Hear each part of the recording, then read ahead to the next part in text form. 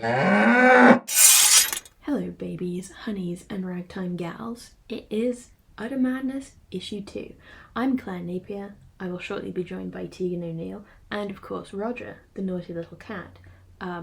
Just a note, if you hear a strange sound in the background and Tegan starts swearing or saying, "Get off your brother," she's talking to Roger. She's not being abducted, she's not in danger. Thank you.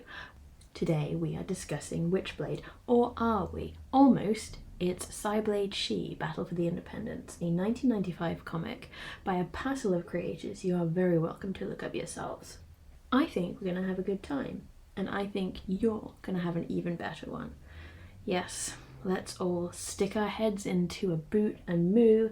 It's time for Utter Madness. Oh, it says live. It says We are we're recording.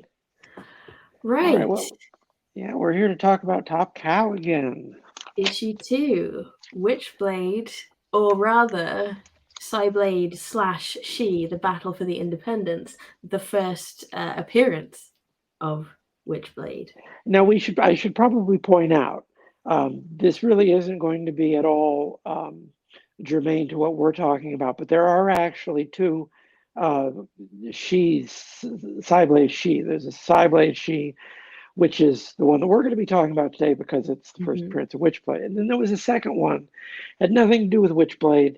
It was actually, I think, Billy Tucci's more than the Top Cow studio. And that one was it's a weird book with a bunch of guest appearances by other characters. Interesting, but not at all germane to what we're talking about here. That one is actually called She / Cyblade, the Battle for the Independence. That's the only way to tell them apart. Who comes first?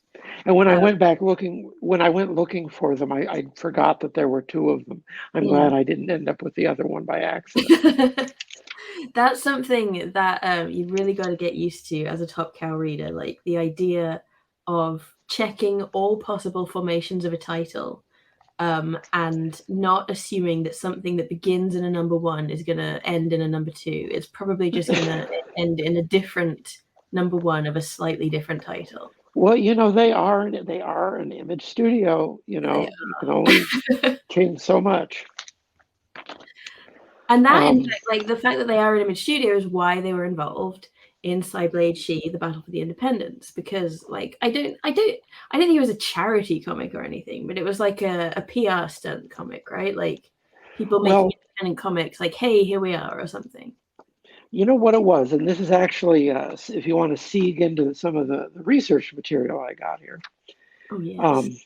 I have an answer to that. I have an answer as to where this comic book came from. Yay! And it's actually a really consistent answer because I went up to the storage locker and I got Wizard 51, cover dated November 1995. That's the issue that has the 2-page spread where Witchblade premieres, and they have the Mark Silvestri piece. That was the first thing anyone ever saw of the character, and there's just a little tiny. No, I actually don't think. I think that's a Silvestri drawing in the corner too. Nothing about Michael Turner in here, I don't think. He didn't come along until the series was actually ongoing. And I also have something from 1997. Wizard presents Wizard special publication spotlighting the Top Cow universe. It's just, it's a book of just articles about all the stuff that was going on in Top Cow. They had a number of titles in 1997 that may have been their because Cyberforce was, I think, still going or just winding down. They had Ascension, Spirit of the Tao, Arcanum. And that was 97 was pretty big for them. Yeah. And that was because 95 was huge for them. So anyway, I got this interview from 1997. Plus, there's an interview in the Witchblade, the 25th anniversary commemorative edition they put out a few years ago. There's also an interview in the back of there. And he's amazingly consistent about the origins of Witchblade across multiple decades here, if you look at these different press interviews he did. And because they ask him, well, where did Witchblade come from? Yeah. Where did this big new character come from? And he says it came from the success of Billy Tucci's She. Ah. And he says it straight up in these interviews. In 1995, they're casting about for what's next, what's going to be the next big thing, because it was a really bad time for the comics industry. It Mhm. was a bull market. Titles were going under, new titles weren't launching, Mhm. but they were in a stronger position than most for a number of reasons, some of which I'm sure we'll get to. Mhm. But they apparently hesitated a little bit about really going full bore into the whole bad girl thing, because by the time Witchblade came along, we'd already had months and months and months. Keep in mind, bad girls, they started, all right, bad girls. We should probably explain what I mean by bad girls. I guess so, yeah. For the humble innocents who may be listening. Well, basically, it's like this. In 1993, the comics industry absolutely cratered. We lost companies, we lost creators, we lost retailers, just absolute bloodbath, because people were, stores went under, books didn't ship. Long story. Mhm. You could write a book about it. People have written books about it. So after that, you still had a comics industry, but everyone was shell shocked. Nothing was really selling. The big two, DC and Marvel they had really experienced a bad brain drain. So they didn't have anything coming out. Image was suffering because they were the ones who were, they were kind of primarily responsible for a lot of the conditions of the burst in the first place. Mhm. So around 1994, the next big thing in comics, the only thing that was really selling for a long time, was quote unquote bad girls, which was basically comics with, there's many ways to say it, with women protagonists, or comics starring women who didn't wear a lot of clothing. Um, Yeah, and Characters, not they, just. I mean, we have to acknowledge the artistic half of the statement. Like, it was about babes, yeah, babes being mean, which like wasn't just a comics thing at the time, because we mentioned Baywatch before, but like also in the wider sense, like really bodacious babes were on the catwalk, like supermodels were happening, and the more breasty, big hair, big lips, like Cindy Crawford, the type of hot girls people were thinking of as hot girls were pretty much the same across the board at this time. So it was reflective of like wider social aesthetic norms, but it was oh, also its own comic. definitely. Definitely. Um, it was a very quintessentially 90s thing. Yeah. And, partly it was, to a degree, it was sort of a natural progression, because if you started reading comics, like if you were 8 or 9 in the late 80s and started reading comics before Image, well, if you stuck with comics, you were a little bit older, so you maybe you maybe, were a little bit more interested in girls, shall we say. We're going to put a Mhm. you know, polite euphemism on that. So, there was for a long time, there was a big resistance to, selling women, pushing women characters in the industry. But they figured out, sort of a loophole. Well, if you just don't put a lot of clothes on them, then you can actually sell Yeah. quite a few. So, it sort of started with the resurgence of Vampirella, the 70s character. Yeah. She came back in Harris Comics, and then Brian Pulido had Lady Death, and a number of other, Everett Hartso's Razor, I think. I'm looking at the top 10 comics of, November 1995. Uh-huh. And you go down this list, and it's like, okay, you got a couple of X-Men books, you got X-Files, actually, but Mm. then you got Gen 13. Gen 13 wasn't a bad girl book, but it was definitely a cheesecake book. Mhm. Number 4, She number 1. Number 5, Lady Death number 1. Number Mhm. 6, Double Impact number 1. That was not something anyone has probably heard of unless you're really old. Ricky Carolero, just, basically looks like lingerie models with guns. Good Mhm. stuff for the whole family. And then you got She number 2 coming in at 8. So She was really hot. Like, SHI was a very hot character. Billy Yeah. Tucci was sort of the toast of the industry. And that success Mark Silvestri said specifically, like, okay, this was obviously a book about an attractive woman, but he really respected like the artistry. He thought it was a very well done book. He thought Mhm. Billy Tucci was a great artist. He talks about that in a couple different places. And it sort of sold him on the concept like, oh, you can sort of put out a babe comic and have it not be, garbage. It can actually be, good. You can put some effort into it and, still have a sexy lady in it. To Um, me, it's hard not to look at this as kind of I mean, obviously, I'm showing my biases, but as an extended backlash against Claremont's X-Men, because there was such evident resistance and resentment of his many present and interesting female characters. And then when he got pushed out of X-Men, which was a part of the journey to the formation of Image, like by 97, X-Men books suck. Because they rode on his coattails for a while and then they just fucking dove straight into the ground because they kept trying to ride and the coattails are in the mud. oh Um, yeah, and I know I there's was no buying them, women and I books would, to read, and then you get yeah. the tits books, and you like combine the audiences of the people who want to just read about women for God's sake, and the people who want to look at some hot babes, and you get them together once again. Yeah, and I remember it was actually one of the what I thought of as the generative moments of this show was a conversation with you, and I don't know if you remember this, but it sort of dawned on me like a eureka moment. A light bulb went on over my head because I was around in the 90s. I had absorbed all this, and I'd sort of tried to steer clear of a lot of the bad girls because I did think a lot of that stuff was crass, and it was. Some of it Mhm. was very crass.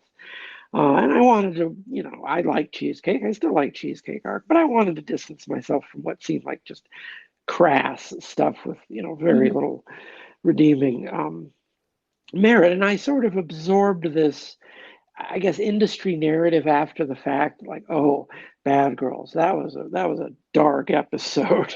That was an episode like the misogynist came out to play. That was, for the longest time, like the, memory of that period. It was just like, oh no, we don't want to go back to that.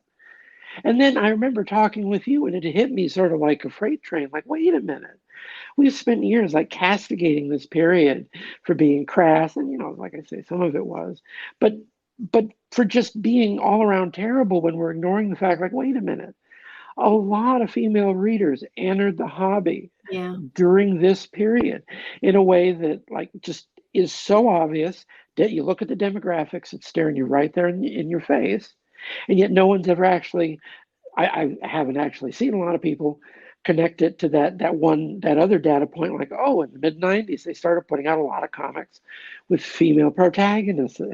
And it just so happened they didn't have a lot of clothes on, but they were still female Yeah. protagonists who attracted more of a female audience, certainly than most of the first generation of image books had. Yeah. Yeah. But it's interesting you say like the Mark Silvestri's consistency, and also the lack of Michael Turner in the early Wizard appearance, um, or rather the debut Wizard appearance, because Brian Haberlin, one of the co-creators, the long Oh, he's pedigree mentioned once in here. I just of skimmed it. Witchblade, Sorry. um, he, in an interview with maniccreations.com, says just straight up, David Wall and I had the initial idea for Witchblade. Which like is fairly I mean, you can't go very far with that. Like he just says it. They had the initial idea for Witchblade. And then Michael Turner seems to have been the third edition, and then Mark gave his idea and it was off to the races, his ideas, and it was off to the races, which is like a slightly different formulation that it's at least easy to intuit from Silvestri's description of sort of being not necessarily Well, inspired by she, but like at least industrially inspired by she. But like you can combine them very easily. oh, It yeah. makes And them. I think a lot of it is that his motivation was coming at it from as a publisher. Like, is there a Mhm. market for this type of book? Yeah. Okay. Is there a market for this type of book? that doesn't suck. You read enough of his interviews and you get the idea. He's very much concerned about, bottom line stuff. He doesn't Yeah. talk, you know, he's not particularly cynical about it, but at every point in these, it's like, well, we're trying to get something that can sell here. We want something that will appeal to people. We want something that there's a market for. Those are always at the forefront of his concerns when he's talking about this stuff. So it makes sense to me that Brian Haberlin would have been involved, because at the time he was also industrially, and I don't know how best to say it. Like, he was employed at Top Cow as, like, I think chief creative officer, or if not that particular like official role, then that was the role that he was performing. He puts it as like, I was in charge of creative. I think somewhere I've got that. Yeah, every account that I've ever seen of her creation puts it as a total, team effort. Yeah. Everyone had, different ideas, different people had different ideas. And, Silvestri was coming in sort of with the publisher's impetus to push it forward. And it does seem like it was just a bunch of people sitting around trying to create a character together, very almost deliberate attempt to do it. That's it. That's interesting. Like, it's nice to see like an actually workshopped thing. Not to shit too hard on Cyberforce, but to see like a determined development process by like, because Witchblade is property of Top Cow in that way that like is slightly different to how Spawn is property of Todd McFarlane. Yeah. Like the idea that she was developed by the company is kind of pleasing. Like when it's something that's going to be written as a work for hire product, like when it's IP rather than like someone's precious OC, original character, for those of you who never swam in DeviantArt waters. Like, it's just nice that that's always been the way, in a way. Instead of seeing something turned from someone's precious baby into like something that can just be utilized to make money for the next 60, 70 years. It feels better to me to see a fully formed product from beginning to end. It's funny you say that, because I'm sort of flipping through this 1997 interview from that Wizard special, and this is after Witchblade had already been a rousing success and had spin-offs, and basically reshaped the company and its image. He's got a quote here saying, "Witchblade has been a good moment for us. I don't want to sound arrogant, but I think the way we handled Witchblade, from promotion to creation to marketing, could stand as an industry model." Yeah, I mean, amen, brother. And that he's got this very, matter of fact, tone that he uses in all these interviews. I actually really enjoy reading his interviews, because he's someone who definitely puts a lot of energy into learning from his mistakes. Yeah. And I don't think, he doesn't put it in those terms, but you look at the history of Top Cow as a studio, and you see they figure out this. They figure out research and development. They figure out working with writers. They figure out shipping monthly, guaranteed monthly, because those were all shortcomings that people were throwing at everyone at Image. Every single person at Image, except for the creators they brought in for the second round. All the early creators, Todd, Rob, Jim, they were getting pilloried for all this stuff. And when Silvestri put together Top Cow, and when he was building Top Cow over the 90s, you see a very conscious attempt to move away from all of those business mistakes that Image as a company made in its first couple of years, to try to create something that was a lot stronger. Yeah. As a business. Yeah, and they did it. I mean, you can kind of, the fact that there are people who have jobs, that sounds so simple and basic, but people who had jobs at Top Cow still have jobs, and often still have jobs at Top Cow. Like, not necessarily that that's different to all of the founding Image studios, but like it has survived. But back to Cyblade She. It's weird to me that Michael Turner is not involved there. Like, his name is not in the credits. Is that weird to you? I mean, looking back on it, he's so identified with the character. You want to see him there right at the genesis. You want to see it, and then you look back, and he's not quite there. He comes in like 1/2 second later. With Yeah. the. But he must have been he must have done like development drawing. Oh, I mean, I'm sure. Because otherwise he wouldn't be mentioned by Brian Howlin and as the third part. So I mean, he wasn't like a big name or anything. I think he'd just done. Well, Wikipedia says that before Witchblade, he was doing background illustrations for Top Cow, and Haviland mentions that he'd just done Ballistic with Michael Turner before they created Witchblade. So like, maybe he was just busy. Well, what it was, this is, if I'm remembering correctly from what I've read, there was actually a little bit of a kerfuffle at first because Michael Turner was a bit in demand. Rob Liefeld wanted him for Extreme Studios. Were you the one? Was I talking about you with that? It's not a rare bit of knowledge. It's fairly well known. And they didn't end up getting him. And there's no love lost between those two people. And I'm certain that was, that was very important to Silvestri, was to, not keep losing good talent like that. And to hear them say it like, oh, get off your brother. Get off your brother. Cat paws. Sorry. He just goes after his brother. I have to break him apart with a spray bottle. Okay, what was I saying? Michael Turner, Mark Silvestri. Oh yeah, Michael Turner.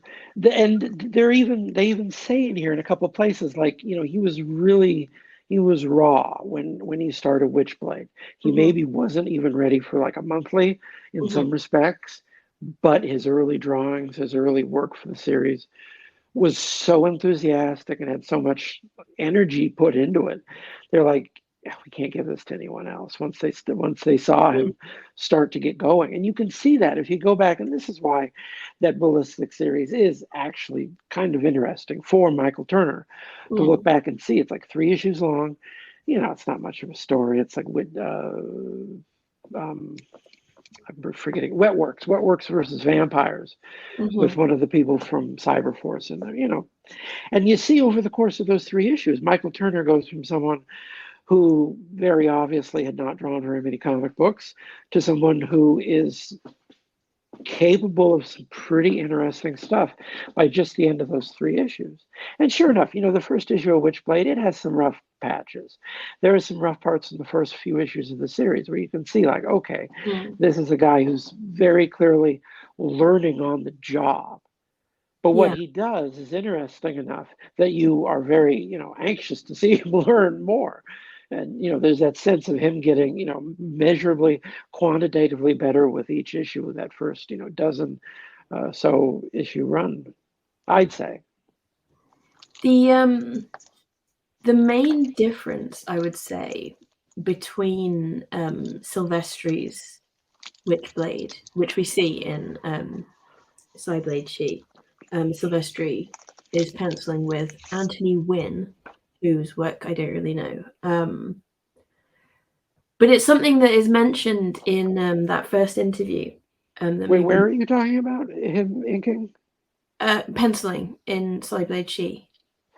Pencils, yeah. I have the inks down here as by Bat. Okay. Is that what he goes by? I think there was someone called Bat. BATT.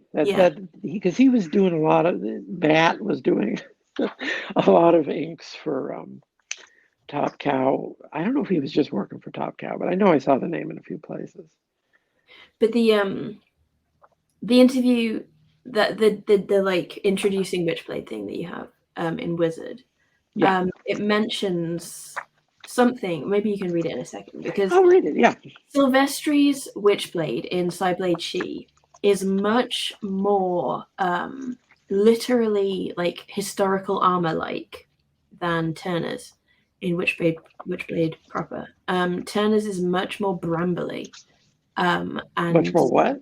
like brambles, you know, Oh, like oh yeah, yeah. brambles. I got you. Whereas Sylvester's has much more of a like historically derived plate armor aspect to it, which I think, as I said, is explained if you Well, can read to us. yeah, there's a lot. I mean, well, we'll get into the actual book itself, but there's a lot of things about the way he draws her that didn't. You get the feeling looking at, the Cyblade She book. It's sort of like in some ways, a rough draft, and Mm, especially like with the Gauntlet itself, the narration from the Gauntlet, where the Gauntlet's a villain in that's this true. book, and then the Gauntlet doesn't really have that much of a personality, or at least to start with, going forward. It So wavers, yeah. But it's I mean, Sarah still herself doesn't have much molten. personality either, and they call her Witchblade like a superhero name, and like it's not really like in terms of debuting a character, it's not something that you like need to read to any degree to understand Sarah Pizzini. No, um, oh God, no! It's it's entirely practically mystical. it would practically mislead you Yeah, as to the whole nature of the character. Like she's just someone who swings around New York as the Witchblade, which hmm never really gets no, around to doing. no. Um, okay, so you want me to read this article? Yes, please. It's only a page long. Yeah, not too bad. Uh, First look, Witchblade, and this was written by a man named Mark Shapiro. I don't really know. I think he was just one of the writers for the magazine. Um, Mark Silvestri's newest bad girl gets her own ongoing series this October. Yes, she's got big breasts, says Mark Silvestri as he steps away from his drawing board to admire his latest work in progress, Witchblade. She's anatomically endowed in the true comic book form, which is usually the way I draw things anyway, which, he's got some self-awareness there. Boy knows what he likes. Silvestri, taking a sabbatical from his Image Comics Studios flagship title, Cyberforce. Did he ever come off that sabbatical? Explains that Witchblade, trumpeting the October release of this latest entry into his Top Cow universe, is not another munchie out of the bad girl cookie cutter. We wanted to give Witchblade a more gothic and less high-tech look, says Silvestri. You can see there's more of a fantasy element. She wears armor rather than just running around in spandex. There's a lot of detail involved. There's some real work here. It's not like I just drew a naked figure and added some skin-tight clothing. This time. The glove is kind of gothic driven with an alien-esque feel to it. I think he could have said Geiger in Wizard. You may just recognize that glove in Witchblade herself from last month's Cyblade She's special, The Battle for Independence. And now, thanks to writers David Wohl and Brian Haberlin with pencil and Michael Turner, you can learn all about the gloved one in her new monthly series. She's not the gloved one. New York detective Sarah Pizzini is investigating a homicide when she's tipped off about a big crime boss meeting. And boy, she never does get around to solving that murder, does she? Cold case. We all have them. As it turns out, the meeting is more of a competition, as all the guys are trying to wield the power of the glove. Just like it's just like the Power Glove from Nintendo. With a touch of the Arthurian Excalibur legend to it, only one person each generation is truly worthy to wear it. As it turns out, Sarah is this generation's chosen one and ends up with the glove. When she chooses to use it for good, however, she quickly learns that things aren't quite that simple, especially when the glove starts having conversations with her. And good is far from the first thing on its agenda. Again, I don't, I'm a little bit, I'm read up through like the first year or so. Mm. And that's not really in the first year of that book at all. It just isn't. Yeah, not really. Silvestri describes the Witchblade story as a kind of perverted buddy concept. She unwillingly inherits the glove and slowly but surely becomes addicted to its power. Witchblade discovers that in a sense she's made a deal with the devil. The glove gives her power to do heroic things, but demands certain things from her in return. Hey, get off your brother. It doesn't really do that either, does it? No, no, it really doesn't. Uh, and just what was last paragraph here? Just what was Silvestri thinking when he created this righteous bad girl? It's simple, he says. I wanted to try something different. Mm. He doesn't do really anything to correct or maybe Wizard, I don't know, maybe the writer simplified it. But, this is right before the character premiered, so they're probably streamlining everything. Yeah. No one in this comic knew who Brian Haberlin or David Wohl were, so he's a Yeah. Mark Silvestri creation as far as they were concerned, I'm sure.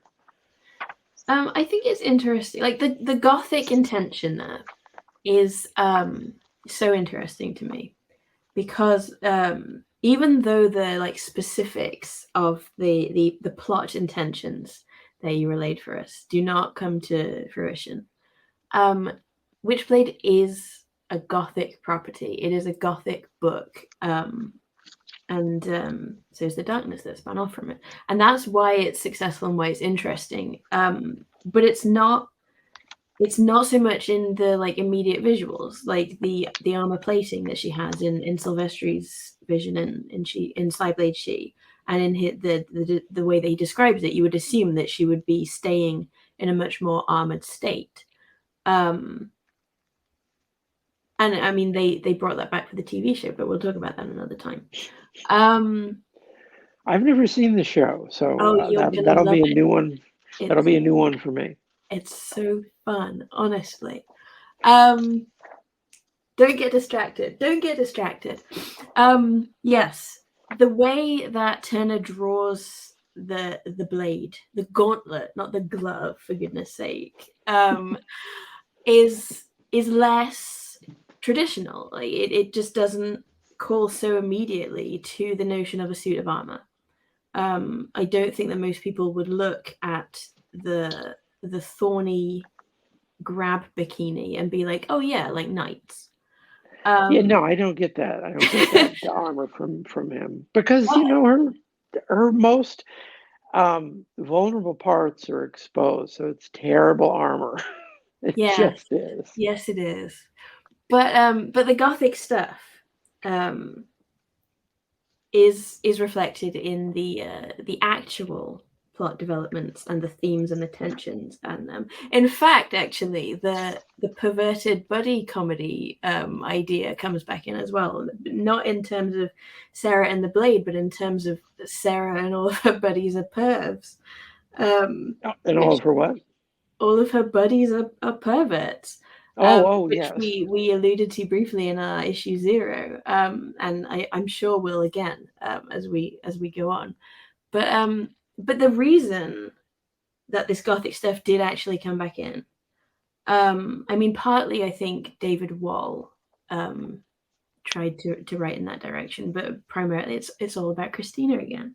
We're coming back to Christina, who does not I get also her founding creator credit. I think that she did a little bit in the omnibus, which I think you said you have. Is that the case? Like, is she called like a co-creator, or is she what omnibus do you mean? the like the big 20th 25th however many years anniversary thing? Oh, the reprint edition? Yeah. Yeah, well, that one has in the back, I think it has a, flipping to it now. Yeah, it's got all of the creators. It's got all of the creators quoted back here. Yeah. And is she one of them? Um,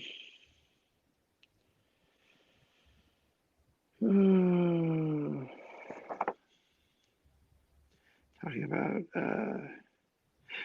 We started to, one day, two of my favorite people collaborators, Haberlin and Wohl, pitched me the idea of a reimagining of Excalibur. I love the potential. We started hammering out what the main character could be. the concept would have worked immediately and just grew with every meeting. At the time, Michael Turner was blowing us all away with the work he was doing on a ballistic miniseries, and very quickly the project began taking shape with Mike specifically in mind as the artist. Once he was brought in, Witchblade came together. No mention of Christina Z yet, but we got the four of them. Talking about Michael Moorcock, Elric.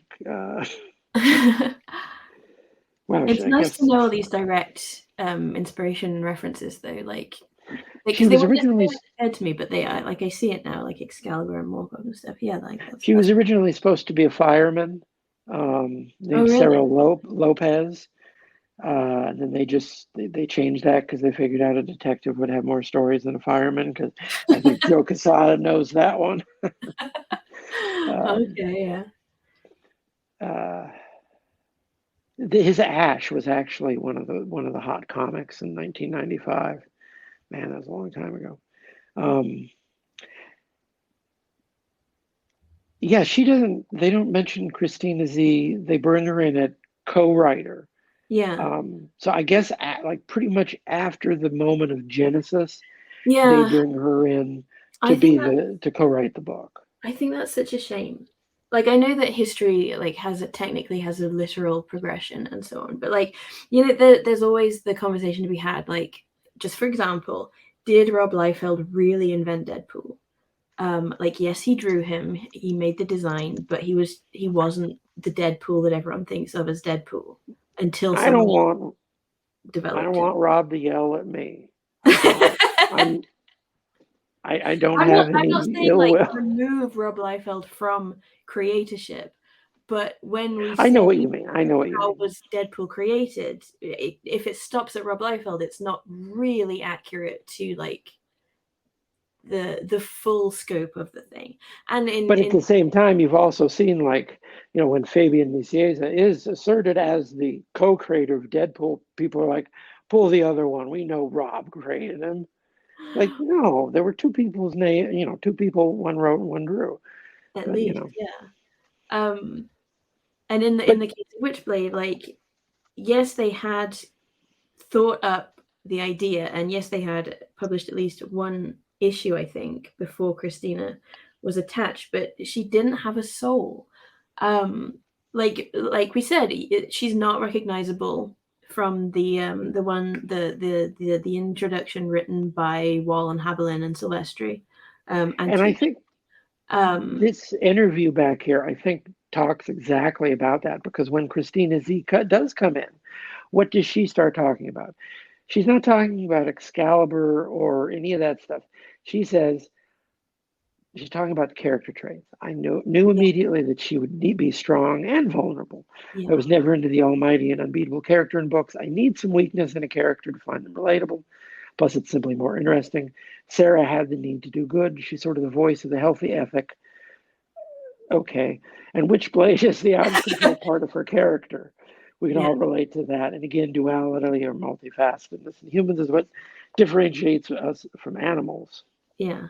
I But really don't think that Witchblade would have been successful in the way that it was without her. oh Because no, you it would can have been a have a completely burst different of character. yeah, exactly. You can have a big burst of like hot new thing and people buy issue one, but if there's nothing to it, it dives. Like that's the whole Image 90s story. You have to actually have content beyond Yeah, and that actually, I think there's another influence here that I didn't see mentioned anywhere in any of this literature, but yeah. I'm sure was probably pretty much somewhere in their minds, which was the fact that it was already pretty obvious that of the first generation of the image books, like the one that had legs, the one that was sticking around, and the one that was looking like it was going to make it for the long haul was already Spawn. Mm-hmm. And Todd McFarlane, I think one of the brilliant things that he doesn't get a lot of credit for is that he started doing sort of like urban horror in the Mm-hmm. early 90s. Mm-hmm. And you think back on it, it's like, man, urban horror is big. Urban horror has been around forever. No, man, in the early 90s, like Spawn was at the forefront of that, Yeah. putting that in comics at least. Like, we're going to do a horror stuff, with supernatural elements in a city environment. That Yeah. was huge. And then you Spawn look is at a Witchblade. now, as you say it, Spawn is kind of like the Crow, but for people who say no homo.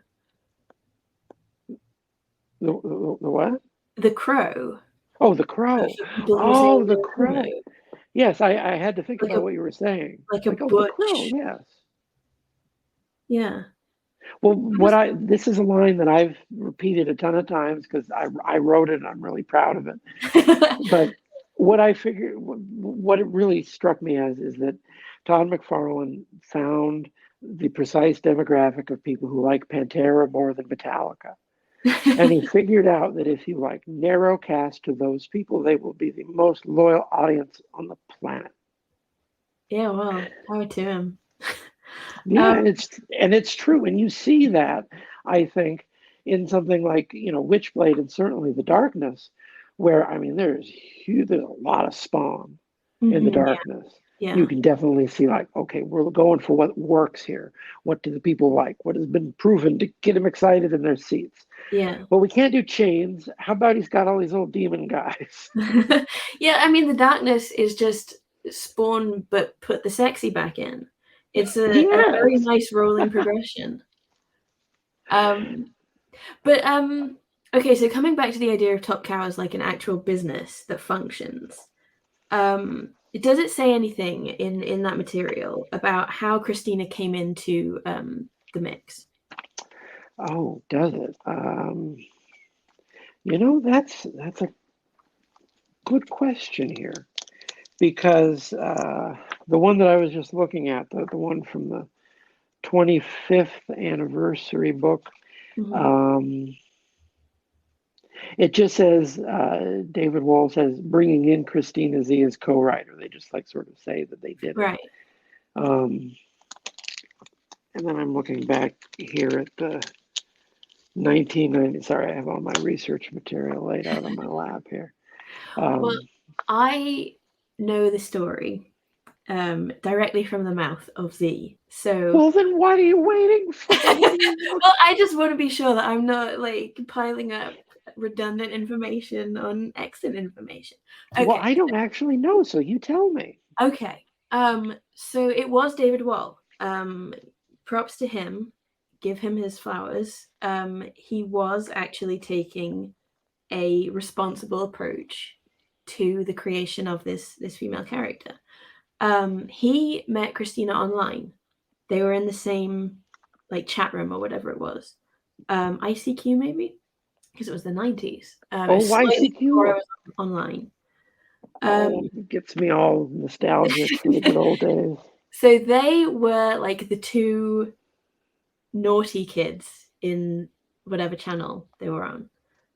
They would just troll and prank about and be funny together, and have a good time. So they vibed. They had the same essential attitude. And he was like, "Do you want to come and hang out?" I think it was like I said before, I did an interview with her and my recording crapped out, so I have to do this all from memory. But I think it was that he invited her to come and look around the comic headquarters, or Top Cow office or whatever. Or maybe they just met up for fun or something. I don't know, but he offered, "Do you want to write this comic with me?" And she, I believe, had been involved in Dungeons and Dragons, so storytelling was fairly natural to her, and she was like, "Yeah." But it wasn't only that she was up for anything and would do it on a lark. It was that she already knew that men weren't doing it properly. To be short about it, that men who wrote comics, who wrote women in comics, didn't know how. And the specific example that she gave, which I feel like maybe she has given in an interview before, because I feel vaguely like I've read it, but I'm not sure. Anyway, there was some comic, it might have been Wonder Woman, it might not. And the woman was getting all dolled up to go on an important date.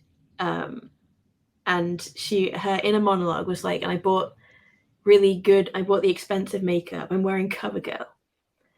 And CoverGirl is not, just in case you don't know, listener, CoverGirl is not the expensive makeup. That's not like a big deal for a big date. That's like buy it at the drugstore when you're 13 years old and go from there. So she knew. Well, they do make cheaper. They do. make Like, there's cheaper nothing makeup. wrong with CoverGirl. It's just that you wouldn't make a point of being like, I'm wearing CoverGirl.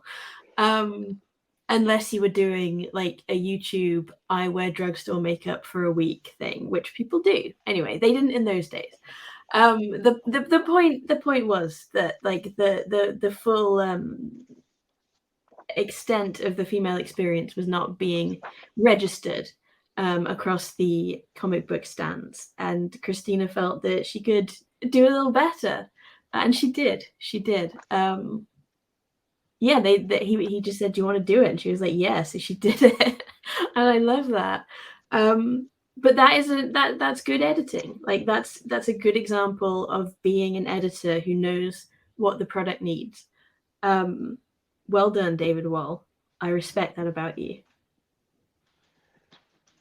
Well, you can definitely see. I mean, there's a reason why the character had such a strong following among female readers. Yeah. It wasn't just for no reason. Yeah. You know, it read differently than most other comic books.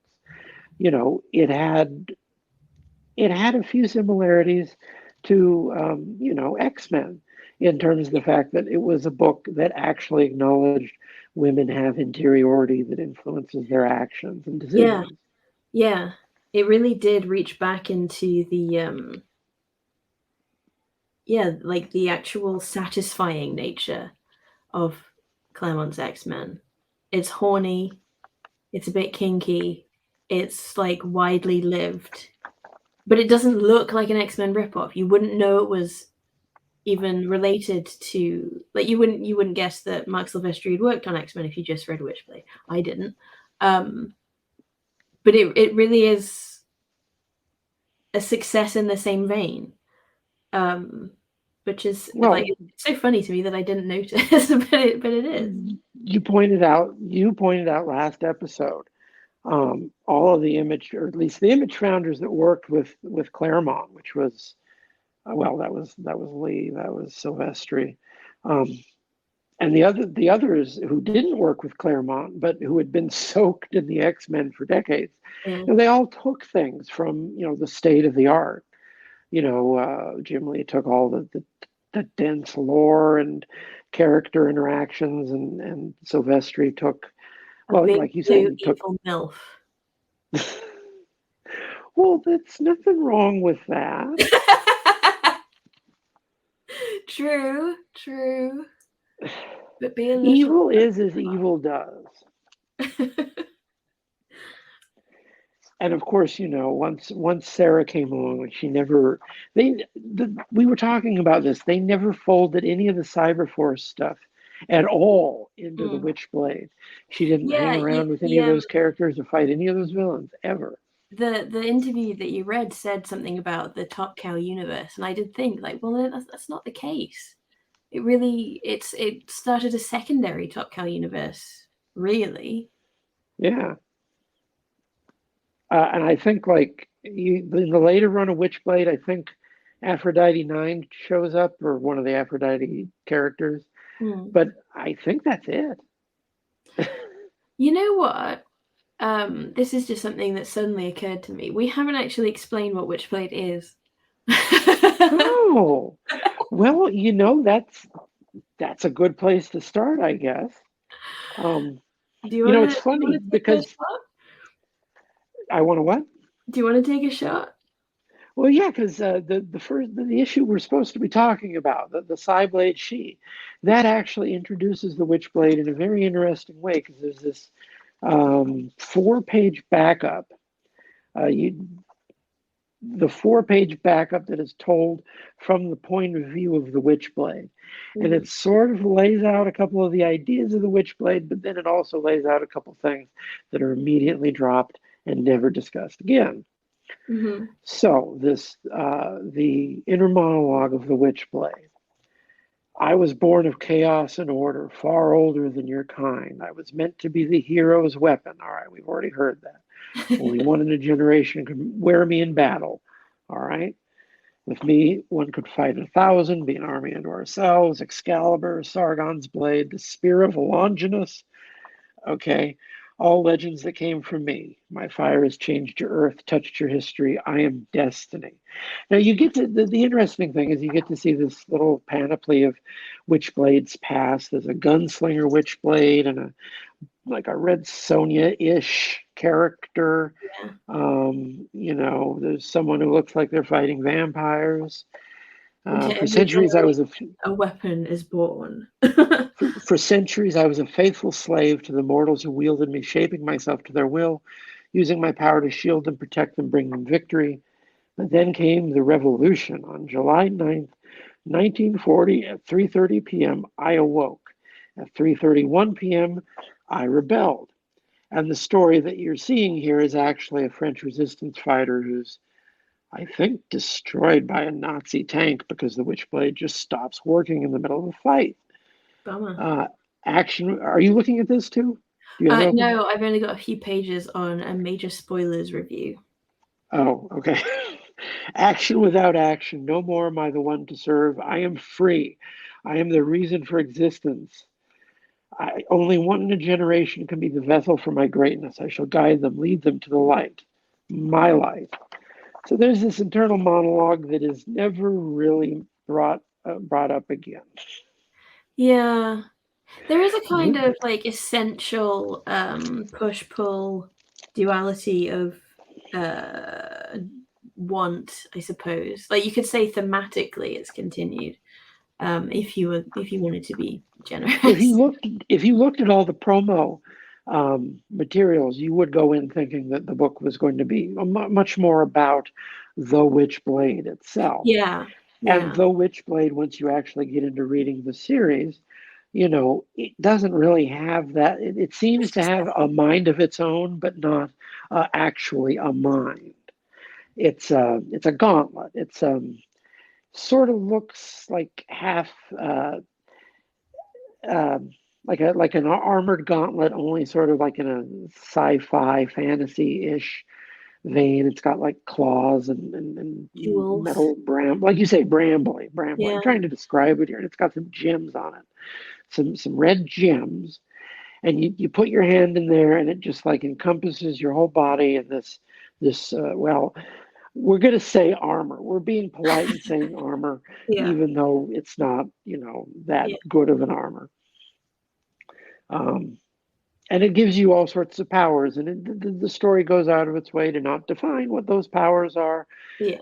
She's strong and she can, jump and stuff, but she's not sitting around doing a lot of bench pressing to test her, upper strength limit or anything. That's just not her deal. She does go to the gym. She does go. Oh yeah, she did. Yeah, she's a gym rat. She's a gym rat. To be fair. Yeah. It's essentially a MacGuffin, which is fine. Superhero comics always work better, in my opinion, when the power is available for like visual metaphor or extension of psychology, which because the power of the Witchblade is unspecified, it can be. So like it does. It's easy to describe the book in a way that makes it sound kind of flimsy. And that wouldn't be inaccurate. But it's flimsy in a way that I find poetically available. Like it doesn't really frustrate me that I don't know exactly what the Witchblade does. I kind of just appreciate it because it means that the comic, in a literary sense, is not just about lore. It is very easy to get bogged down in like literal what does the thing do if you've got a story where a thing is involved. Like I'm sure there are many people in the world who can tell me exactly what 5 different kinds of Iron Man armor do, and I just don't care. I want to know about like how the mean man is gonna lose.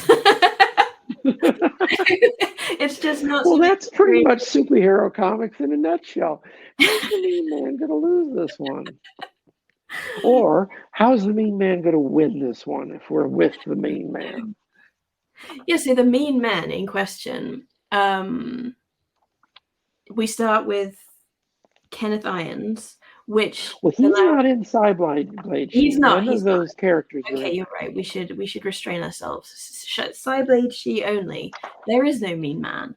Well, I'm just pointing out here, this issue that launches the character Yeah, has nothing from her series in it. that's None of true. the supporting characters, You're right. nothing like that. It's Yeah, mostly a Cyblade adventure with a little tiny bit of she in it. yeah, And then yeah. It is. Witchblade shows up in the middle like, hey, do you need a little bit of help? Not that much help, just a little bit of help. So I guess I feel like we could pause here and then next time come back in on actual Witchblade proper. Maybe we could do that. Because I don't know how much more there is to discuss in the actual. We've been very, very scrupulous about not mentioning anything that really happens in this comic book Well, because it's a bunch of Cyberforce stuff. yeah. It's a Cyberforce character doing fighting, I think, Cyberforce enemies, and then she is involved in Cyberdyne. That's the name of the company, I think. And then Witchblade shows up literally for 5 pages here. Yeah. With And beautiful pale pink fingernails, just like a police detective always will.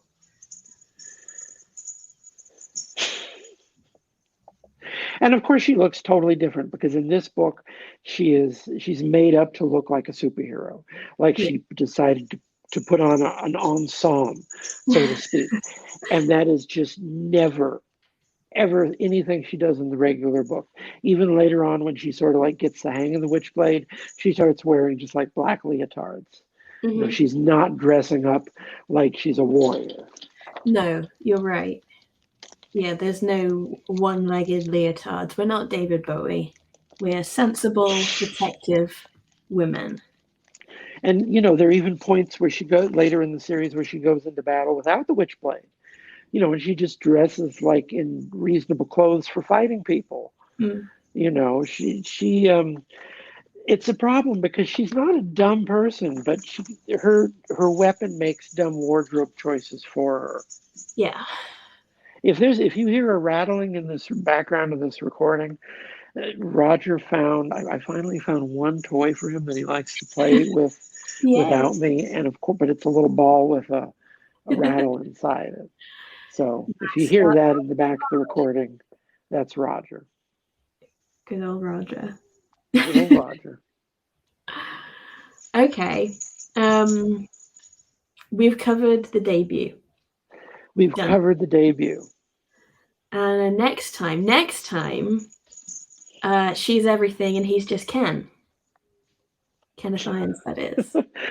Great timing. I know, right? Kens are having a moment right now. Yes. Yes. Oh my God, we got to do that like the meme with Kenneth Irons in it. I did a tiny tweet already, but I think I can do it better.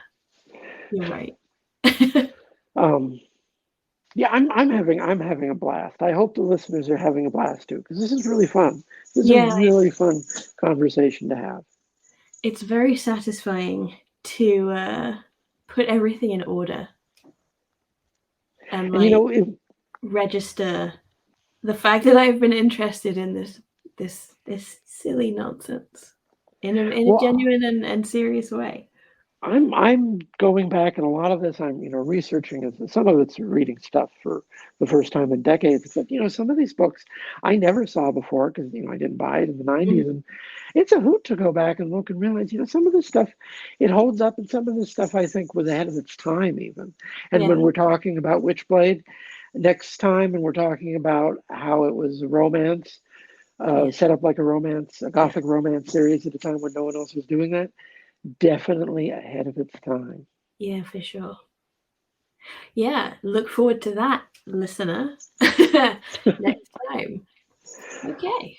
Alrighty. Wow, was that fun or what?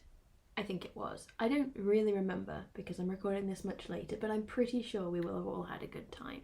Thank you so much for being there with us, especially if you are one of our Patreon backers. And if you are, of course, you got this much earlier than everybody else. If you're not, that's your bad luck, but you know how you can fix it. You can back us at $3 as an Ian, where you get all of our episodes early, bonus episodes, and additional behind the scenes mishmash. Or you can back us as a Kenneth, where you get nothing additional, but we get a little bit more money. Very nice for us, very nice for you. Everybody is happy. I recommend it, but of course it's up to you. Next time, as mentioned, very exciting, we finally get to the main event, Ms. Sarah Pizzini, the Witchblade. Yes, we will be doing a close reading of issue 1 and mentioning themes that continue into the further book, so look forward to that for sure. I'm just off to edit that episode right now. See you then, I guess. Ciao.